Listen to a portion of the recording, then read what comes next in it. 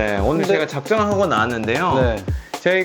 우리가 전달하고 싶은 내용을 실제 환자분을 통해서, 근데 이 환자분만의 문제가 아닌 실제 여러분의 이야기들을 통해서 그걸 어떻게 하나로 연결해 볼까 하다 보니까. 안녕하십니까. 아프지 마쇼의 닥터 준스 김준영입니다. 안녕하십니까. 아프지 마셔의 닥터 준스 조준호입니다. 네. 이 날이 많이 쌀쌀해졌어요. 네. 요즘 들어가지고 좀 진짜 어지러운 분들 네. 많이 오시더라고요. 이게 날이 추워지면 항상 걱정하는 게 혈압이 갑자기 오르고 네. 뇌에 문제가 생기고 뭐 터진다든지 막힌다든지 이런 또 심장 문제 이런 것들이 제일 걱정되는데, 어지러우면 제일 첫 번째 걱정하는 게 혹시 내 머리가 문제가 있는 거 아닌가? 그렇죠. 이렇게 이제 걱정을 하시는 분들이 굉장히 많단 말이죠. 이게 어지러운 게 뭐 꼭 뇌뿐만 아니라 뭐 귀 문제도 있을 수가 있고 뭐 여러 가지 다른 것들이 이제 얽혀 있을 수가 있는데, 제일 걱정하는 게 이제 뇌다 보니까 이 어지러움을 우리가 좀 잘 대처를 해야 된다. 네, 좀 네. 제대로 알아야 내가 이제 걱정을 하나 좀 덜어놓지 않겠습니까? 네. 그래서 오늘 이제 그런 이야기들을 좀 자세하게 한번 다루는 시간을 가지면 좋을 것 같습니다. 네, 이 어지럼증 환자분들이 굉장히 많습니다, 실제로. 근데 병원을 찾아가서는 어지럼증에 대해서만 말씀을 하시거든요. 네. 그런데 어지럽다 하죠. 어지러움만 있는 분들이 대부분 없습니다. 그래서 실제 여러분들이, 그리고 주변에서는 어떤 환자분들이 있는가, 실제 사례를 통해서 실제 이분들이 그러면 좋아지려면 어떻게 해야 될까를 우리 한번 합리적으로 한번 고민해보는 시간이 됐으면 좋겠습니다. 그래서 결론부터 말씀드리면, 자, 어지러움이 있고 내가 그 외에 생각해봤을 때 다른 문제들이 있을 때 어디를 치료해야 될까? 그냥 앞뒤 다 잘라서 이야기하면 목을 치료하시라. 이렇게 먼저 결론을 내려놓겠습니다. 이 이야기가 궁금하시면 끝까지 들어보시면 100% 동의하실 겁니다. 네. 네. 알겠습니다. 네. 신박한 내용이네요. 신박하지 않은 진리입니다. 진리입니까? 네. 근데 처음 들어보는 분들 굉장히 많지 않겠습니까? 그래서 한번 끝까지 일단은 이야기를 듣고 보시라. 네, 알겠습니다. 자, 이분 같은 경우에, 자, 우리 병원은 무조건 캐냅니다. 뭐 예를 들면 어지러움이 왔어도 똥 잘 누는지, 생리를 잘 하는지, 소변을 보는지, 예를 들면 예전에 수술 뭘 했는지 이런 거 다 물어보기 때문에 보면, 자, 이분 30대 후반입니다. 여자분이시고요. 젊네요. 네, 여자분이시고. 그래서 일단 어지러움이 있어서 왔어요. 근데 대부분의 느낌이죠. 뭐 띵하거나 앉았다 일어날 때 좀 핑 돌거나 이런. 그 정도는 뭐 다 했죠. 뭐. 애매한 이런 증상들. 기립성 저혈압이라는 진단명을 모르는 여성분들이 별로 없습니다. 그렇죠. 그래서 이제 뭐 이비인후과를 가봐도 이석증이 아니라고 하고 내검사를 해도 정상이고. 그렇죠. 신경과도. 그게 전 뭡니까? 이렇게 찾아온 거예요. 제가 이제 어지러움 잘 본다고 하니까. 근데 물어보면은 잠 잘 자요? 이것부터 물어봐야 되잖아요. 그렇죠. 근데 또 최근에 불면증이 심해졌는데 한두 시간밖에 못 자고 힘들어요. 그리고 한 번도 깊이 못 자는. 우리 조금 전에도 이야기를 했죠. 한 번도 깊이 못 잔 지가 오래됐고, 개운한 느낌이 있고, 항상 만성 피로에 빠져 있겠죠. 그리고 보면 목 뒤쪽이 뻣뻣해요. 자, 그리고 주사 치료를 받는데 최근에는 치료했는데도 더 아프다. 그래서 이분이 맞는 게 정상이에요. 아프니까 잠이 안 온 건 사실이겠죠. 그렇죠. 아프면 잠이 안 오죠. 네, 목이 아파서 잠이 빨리 안 들고 너무 아파가지고 늘 마사지를 하고 뭐 밀어 넣을 때가 있어요. 그리고 턱관절 이야기가 또 나오는데, 자, 이거 보면 일반적인 완전 종합 선물 세트 같은데. 이런 환자분들이 어떻게 했을까요? 신경과도 가고 이비인후과도 갔겠지만 또 불면증이 있으니까 또 신경과나 정신과도 갔을 수 있겠고, 목이 아프니까 정형외과 또 신경외과 갔을 거고, 턱관절이 한조 치과 문제인가 치과도 갔을 건데 아마 해결이 안 될 겁니다. 자, 그러면 밥 잘 드세요. 똥 잘 넣어요. 이제 물어봐야죠. 소화도 안 되고 변비였다가 설사를 하기도 하고. 근데 이제 먹는 거에 따라 좀 달라진다. 그러면 또 물어봐야 되는 거, 호흡 그리고 어떤 두근거림 이런 것도 뭐 여쭤보지 않습니까? 가슴 두근거리고 있는 것이 있는데 갑자기 벌렁벌렁 된다. 그 말은 어떤 상황이 되면, 예를 들면 달리기를 할 때 내가 심장이 벌렁벌렁 뛰어가지고 빨리 뛰게 해야 되는데 그렇지 않은 상황에도, 긴장하지 않아도 되는 상황에도 심장이 막 두근두근 뛴다는 거죠. 거죠. 뭐 발표를 앞두고 있다. 두근두근거리고 벌렁벌렁 할 수 있죠. 네, 그렇게 해야죠, 실은. 근데 그게 아닌데. 지하철에 가만히 앉아있는데 벌렁벌렁거려. 그렇죠. 뭐 이런 거. 그래서 뛰쳐내린 적도 있다. 숨이 막혀서. 그리고 어렸을 때는 부정맥이 있고 혈압도 낮았는데 요즘은 혈압이 높대. 얼마나 바뀌었네요. 이제 사람이 바뀌었네. 그죠? 자, 원래 이런 분들이 굉장히 건강을 조심하지 않습니까? 그렇죠, 그렇죠. 먹는 거, 운동하는 맞아요. 거 예를 들면 다 조심할 텐데도 젊은 여자분이 혈압이 높다. 그리고 이제 갑상선에 혹이 있다. 결절이 있는데 개수가 점점 더 늘어난다. 가만히 있는데도 뭐 늘어나는 거죠. 그리고 간에 염증이 있고 낭종이 있다. 그리고 여기 위쪽에만 있는 게 아니라 이제 다리도 금방금방 아프고 피로하고 그리고 항상 무겁다. 아, 이분은 그냥 가만히 얘기만 들어봐도 너무 힘들 것 같아요. 30대 후반이면 이제 뭐 애 엄마일 수도 있고 뭐 아니면 결혼을 안 한 뭐 네. 분일 수도 있긴 한데 살아가는 게 항상 뭐 30대면 너무 젊은 나이 아닙니까? 네. 근데 이제 여러분들이 듣기에는 이게 다 있는 사람이 세상에 얼마나 있을까 싶지만 이거를 캐묻지 않으면 말을 안 하시고 본인도 그냥 그런 거 아니야? 뭐 예를 들면 맞아요. 직장인이면 맞아요. 뒷목 뻐근하고 이거 그런 거 아니야? 네. 그러면 이게 따로따로의 문제일 것이냐, 이게 뭐 정형외과의 문제고 신경외과의 문제고 예를 들면 갑상선이니까 갑상선외과에 갈 문제가 아니라 제가 오늘 드리는 말씀은 이거를 하나로 꿰볼 수 있다. 네. 그 말은 공통분모를 찾아서 그 부분에 집중하면 우리가 전반적으로 해결해 볼 수 있다를 한번 볼게요. 그러니까 이게 각각의 문제라고 한다면 네. 각각 문제가 다 해결됐었어야지 돼요. 그렇죠. 다 전문가들을 다 찾아갔을 테니까. 네. 근데 해결 안 된다는 거는 이게 뭔가 다른 게 있다. 그렇죠. 이렇게 생각해야 되는 거죠. 그러니까 겉으로 드러난 부분만 해결하다 보니까 안에 공통적으로 문제되는 부분들은 그대로 있거나 아니면 점점 더 그 문제의 심각성을 더해가기 때문에 그래서 일단 첫 번째 증상 어지럼증, 현기증이 있다. 그러면 이제 제가 결론부터 내려드렸으니까 그게 목과 관련이 대부분 있습니다. 다 어지럽다 이거 느끼는 거는 나의 평형이 흔들리는 거거든요. 근데 그 평형이라는 그 감각 자체는 결국 뇌에서 전신에서 올라오는 감각들을 통합을 해가지고 네. 아, 얘가 오른쪽이구나 왼쪽이구나 기울었구나 이렇게 판단을 하는 거거든요. 대표적으로 주는 그런 감각기관이 눈, 네. 그리고 눈이 제일 많이 찾아야겠죠. 귀, 그리고 전신에서 올라오는 근골격계, 특히 목에서 올라오는 그런 근골격 위치 감각들, 고유 감각들이 합쳐져 가지고 두 개가 세 개가 일치를 하면 어떻게 되냐? 맞아? 아, 너 안 어지러워? 괜찮아, 맞아? 정상이야. 제대로 서 있네. 그런데 그게 일치하지 않으면 결국에는 내가 좀 이상한데 어지럽다고 느끼는 거거든요. 그래서 우리가 이게 오래된 분들 보면 보통 어떻게 돼 있냐면 요렇게 하고 사진을 찍으세요. 자, 여러분도 한번 거울 한번 무의식적으로 한번 봐보세요. 고개가 이렇게 돌아가는 게 내 일상적인 모습인지. 자, 절대 이렇게 되면 문제가 되는 게, 자, 나는 바로 서 있다고 생각을 하면 눈이 기울어져 있으면 아니라고 하니까 이렇게 돌아와야 돼요. 근데 그게 아니라 굳어져 버렸다는 거는 굉장한 오랜 시간 안 좋은 자세로 그 근육의 패턴들이 형성이 돼 버렸다는 거거든요. 오늘 유튜브 영상을 꼭 제가 제 모습을 한번 봐야 되겠네요. 저도 제대로 해야겠습니다. 네. 그래서 예를 들면 이렇게 하고 지내신다. 그 말은 기울어진 상태로 뭔가를 하다 보면 쉽게 어지러워질 수가 있겠죠. 그렇죠. 그래서 이 모든 일은 신경이 종합을 해서 결국 출력은 근육을 통해서 출력을 해가지고 내가 이렇게 넘어질 것 같으면 균형을 잡고 이렇게 되는 거거든요. 그렇죠. 그래서 신경계통과 근육계통에 문제가 생기면 내가 어지러움을 쉽게 느낄 수가 있다. 근데 그게 병적으로 어디 신경이 콱 막혀가지고 죽어버리지 않아도 신경의 기능을 누르는 다른 요소들, 신경을 긴장시키거나 예민하게 만드는 여러 가지 요소들이 합쳐지면 신경의 예민도의 변화, 그리고 근육의 예민도의 변화에 따라서 결국에는 나에게 평형감각의 문제를 일으킬 수 있는데 그 핵심 부위가 목에 있다. 이렇게 일단 보시면 되겠습니다. 그리고 결국 자, 두 번째 보면 불면증 해볼게요. 그럼 불면증은 따로냐? 나 이거 뭐 예를 들면은 뭐 수면제 안 먹어서 잠을 못 자는 건 아닐 거 아니에요?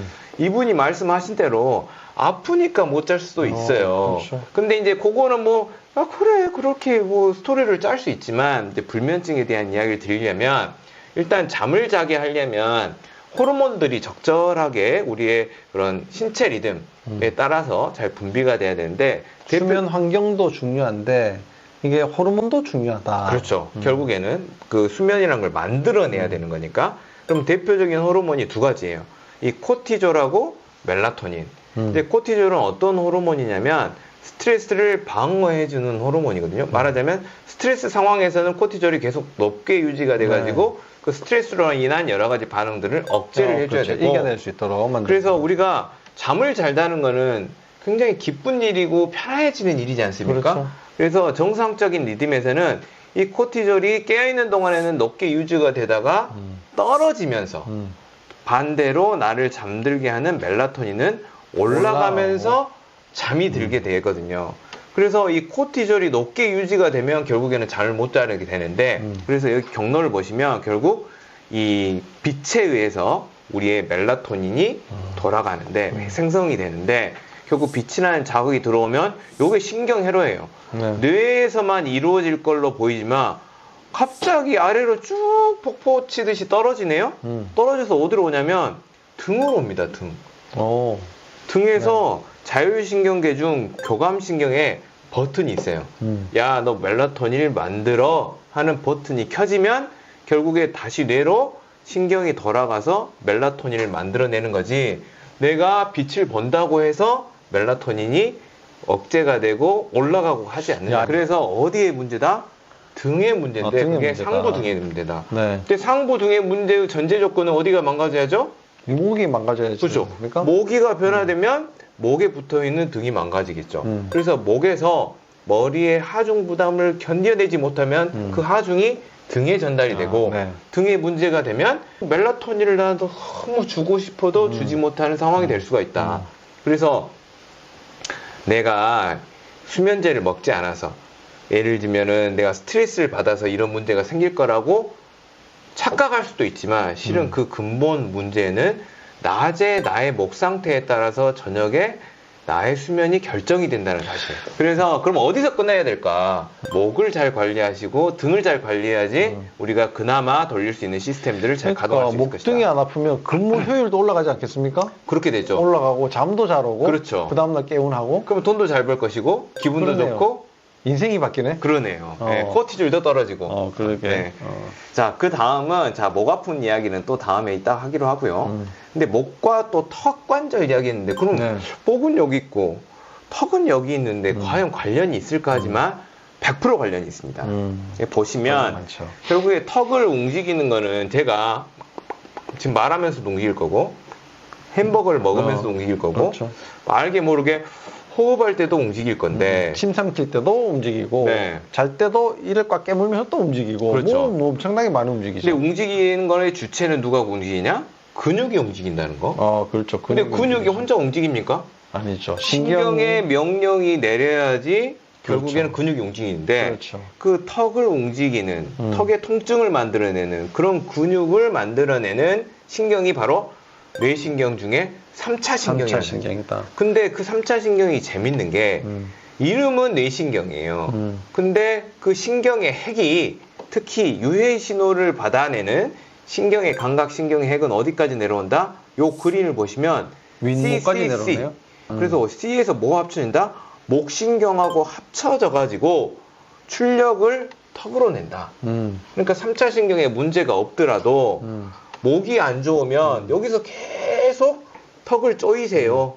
더 세게 씹으세요. 가만히 있는데도 이를 가세요 하는 신호들이 나온다는 거예요. 그래서 목이 안 좋아지면 목과 3차 신경은 하나의 덩어리이기 때문에 요게 턱에도 문제를 일으킬 수 있다는 사실. 더군다나 예를 들면 이 얼굴 전체에서 오는 그 감각이 들어와서 출력을 결정할 텐데, 얼굴에 흉터가 많아. 이가 안 좋아. 지금 아파, 욱신욱신 썩었어. 그리고 자주 편도선염이 와. 아니면 구내염이 잘 생겨. 그런 분들이 있죠. 그렇죠. 네, 그런 분들이 있으면 결국 총 출력량이 증가하면서 턱을 쪼이게 되고, 그 통증 자체가 또 나의 유해 신호를 만들고 되고, 그게 여러 가지 호르몬의 문제, 자율신경의 문제뿐만 아니라 결국 잠을 못 자게 하는 여러 가지 모든 것들의 핵심이 목에 있다. 목에 있다. 근데 우리가 이제 이런 문제가 생기면 문제는 턱만 바라본다는 거예요. 그렇죠, 자, 여기를 그렇죠. 어떻게 해볼까? 네, 뭐 네. 여기 예를 들면 뭐 여기다가 뭐 금침을 박으시는 분도 있고 네, 아니면 여기 리프팅 한다고 하시는 분도 있는데 네. 결국 여기는 문제가 보이는 현상이다. 드러난 현상이다. 이 문제를 일으키고 있는 거는 저 뒤에 숨어 있는 목 문제일 수가 있고 그 목 문제를 만들어내고 있는 거는 결국 목의 불안정성을 만들어내는 자세나 어떤 생활 습관에 관련이 돼 있다. 물론 이제 그런 것들이 뭐 오랫동안 진행이 돼가지고 턱 관절이 다 따라버렸다. 그렇죠. 디스크가 다 이제 망가졌다. 뭐 이제 턱 관절의 인대가 헐렁헐렁해졌다. 이러면은 이제 그게 1차적인 문제가 될 수도 있겠지만 그걸 1차적인 문제로 보고 교정을 한다 하더라도 네. 뭐 예를 들어서 뭐 디스크 수술을 한다든지 뭐 인대 강화에 뭐 주사를 만다든지 네. 하더라도 아직까지 그걸 만들어낸 다른 원인이 그대로 남아 있으면 그렇죠. 곧 다시 망가지고 네. 곧 다시 문제가 생긴다 이런 이야기죠. 자, 그 다음에 이제 우리 전문 이야기 나왔네요. 자, 소화, 변비, 설사, 배변 문제들. 자, 이거는 그러면 중요하죠. 장에서 일어난 문제일 텐데 실은 장에 설사를 한다, 변비를 한다는 거는 장 운동하고도 무조건 떼일 수가 없거든요. 그렇죠. 그 다음에 소화를 한다는 거는 소화 효소를 내보내야 될 텐데 그럼 소화 효소를 내보내게 하는 애들이 있을 거거든요. 야, 음식물이 들어왔으니까 너 빨리 소화 효소 내보내야지 하는 역할들이 있을 텐데 누가 하냐? 신경이 한다는 거예요. 그래서 이 그림을 보시면 자, 장으로 가는 신경이 실은 장이 아니라 제2의 뇌다 이렇게 말할 정도로 맞아요. 엄청난 신경 조직으로 되어 있는데 그 신경 조직 즉 전기줄을 따라가다 보면 두꺼비 집을 만나거든요. 네. 그 두꺼비 집이 척추고 이 척추 중에서도 여기가 목이고 여기가 등이거든요. 여기가 이제 허리골반이고 네. 그래서 대부분이 목등 목등에서 다 들어간다. 그러면 결국 등은 끼어 있는 애고 결국 목과 허리골반에 의해서 등이 바뀌게 되면서 여러 가지 문제가 생길 거거든요. 그래서 결국 목이 제일 중요한데 그보다 더 중요한 이유를 하자면 이 모든 것들의 핵이 여기에 들어있다. 그래서 어디냐? 뇌간. 뇌간이다. 모든 핵들이 뇌간에 들어있다. 근데 뇌간은 경추, 목에 바로 연접이 되어 있기 때문에 목에 문제가 생기면 즉 일자목, 거북목, 뭐 코브라목이 되면 결국 뇌간의 물리적인 긴장도를 만들어내면서 결국 전체적인 장하고 관련되는 신경 기능들이 다 약화되거나 네. 너무 예민해질 수가 있겠다. 요렇게 또 목의 중요성을 좀 설명을 드리고 싶어요. 그리고 이분은 또 가슴 두근거림이 있고 부정맥, 뭐 혈압 이런 것들은 결국 심장의 기능이란 거는 결국 심장은 근육 덩어리일 텐데 근육 덩어리가 어떻게 움직이는지도 봐야 되는데 내가 심장은 그냥 그러니까 뛰는 거잖아요. 예, 그냥 혼자 뜁니까? 누가 명령을 내리겠습니까? 그 자체적으로 막 신호가 나와가지고 쿵닥쿵닥쿵닥. 한번 그림 한번 보시죠. 자, 그림을 보면 심장도 전선으로 연결이 돼 있다. 근데 전선을 봤더니 여기 C가 들어있고요. T도 들어있어요. 그래서 이걸 쭉 따라보면 C는 경추거든요. 네. 경추 3번부터 흉추 3번. 3번까지. 다른 데서는 뭐 흉추 5번까지도 이야기하는 경우. 네. 결국 목과 흉추, 상부 흉추에서 나오는 전기 신호가 들어와가지고 심장 너 지금은 빨리 뛰어. 지금은 좀 느긋하게 좀 쉬어. 이렇게 명령을 내린다는 거예요. 그런데 내가 목이 이렇게 되어 있고, 이렇게 되어 있고, 이렇게 되면 결국 심장도 이런 상황에서 적절하게 대응을 못 할 수 있다. 근데 심장이 굉장히 중요한 기관이지 않습니까? 굉장하지가 않고 핵심 기관이죠. 핵심이죠. 물론 네. 뭐 뇌도 중요하고 폐도 중요하고 네. 다 중요하긴 한데 이 심장이 아주 이제 중요한 기관인데 이게 어떻게 해서든지 움직여야 된단 말이에요. 그렇죠. 그러니까 여러 레벨에서 나오는 이 모든 신호가 다 이 심장을 뛰도록 만드는데 이제 기여를 하는 거죠. 네. 근데 이 중에 하나가 고장이 나도 심장은 계속 뛸 수 있도록 여러 개가 이제 관여가 되는 거예요. 그렇죠, 그렇죠. 근데 이게 반대로는 이 여러 개가 있다 보니까 가지 많은 나무 바람 잘 날 없다고 네. 뭔가 하나가 문제 생기면 여기에 드러나게 되어 있어요. 그렇습니다. 그러니까 저기 보면은 지금 C3부터 T3 중에 뭔가 하나가 문제가 생겨도 심장은 뭐 부정맥이 생긴다든지 두근거린다든지 뭐 이런 게 관여가 된다 이 말씀이잖아요. 그렇죠. 이제 첫 번째는 원장님 말씀하신 대로 하나만 문제가 돼도 되지만 하나만 문제 될 수가 없다는 사실이 더 문제고요. 더 문제예요. 전체적으로 문제가 되는 것들은 평상시에 쌓여 있는 것들이 점점 악화되는 경우, 반대로 이야기하면 쉽게 돌아오지 않는 형태. 그 말은 계속적인 심장의 기능 이상을 만들어낼 수 있는 상황들이 결국 일자목, 거북목, 코브라목이다. 이렇게 보시면 되겠습니다. 그러니까 이제 일자목이 있다. 이 사람은 이제 언젠가는 거북목으로 가고 언젠가는 코브라목으로 네. 갔으니까 일자목이 생겼을 때 이걸 빨리 잡아줘야 된다. 그렇죠. 그게 문제점을 먼저 인식을 하고, 너도 있고 나도 있으니까, 이거 나 좋은 게 아니고, 그게 문제가 있다는 걸 정확히 인식을 하고, 거기에 대한 접근을 하셔야 된다고. 근데 이게 일자목이 있다 그래가지고 다 증상으로 이어지는 게 아니거든요. 네. 뭐 다양한 증상으로 나타나는 것은 결국은 내가 일자목을 가지고 있는 사람들이 각각이 어떤 환경에 처해 있나 네, 이런 맞습니다. 것들이 이제 굉장히 또 중요한 거죠. 뭐 직업도 다를 수도 있고요. 네. 뭐 생활 패턴도 다를 수도 있고 습관도 다를 수도 있고 뭐 수면하는 그런 방식들 네. 뭐 베개를 높이 뺀다 낮게 뺀다 뭐 이런 방식들이 뭐 변수가 너무 많기 때문에 네. 일자목이 있다고 다 문제는 아니지만 만약에 일자목이 있고 증상이 있다 하면 어떤 증상이든지 그걸 빨리 손을 봐야 된다. 네. 이런 이야기죠. 맞습니다. 이 내용만 보더라도 상당히 이제 깊은 내용들을 지금 말씀을 많이 하셨단 말이에요. 네, 오늘 근데- 제가 작정하고 나왔는데요. 네. 우리가 전달하고 싶은 내용을 실제 환자분을 통해서, 근데 이 환자분만의 문제가 아닌 실제 여러분의 이야기들을 통해서 그걸 어떻게 하나로 연결해 볼까 하다 보니까 결국 자율신경과 목에 대한 이야기가 꼭 나와야 되고, 이런 부분들을 아직은 접하지 못하셔가지고 모르셨기 때문에 오늘은 그걸 한번 훑어보는 시간을 가져봤습니다. 오늘 이제 이게 처음에 말씀을 하시는 이게 30대 좀 후반의 네. 여성의 그런 증상들이 사실 어떻게 보면은 소설 같지 않습니까? 이거 네, 뭐 네. 어디에서 뭐 있는 증상 없는 증상 다 끌어모아가지고 하나의 뭐 이야기처럼 이렇게 만들어 놓았다라고 생각을 하실 수 있겠지만 사실 저희 병원 오는 분들이 대부분 소설같이 네. 살고 계시는 분들이 야 이게 진짜 현실에 있단 말이야? 네. 이런 분들이 너무나 많이 있습니다. 참 안타까운 사연들을 가지고 있으신 분들이 많으신데 저희가 1부분밖에 지금 소개를 못 해드렸고 네. 2부에 이어가지고 남아있는 증상들을 한 번 더 소개를 하면서 이것이 어디가 문제이고 어디가 공통분모가 돼서 네. 치료를 할 때 어떤 부분이 핵심이 되어야지 되는가에 대해 가지고 2부에 이어서 네. 설명을 좀 더 해보도록 하겠습니다. 시청해 주셔서 감사합니다. 감사합니다.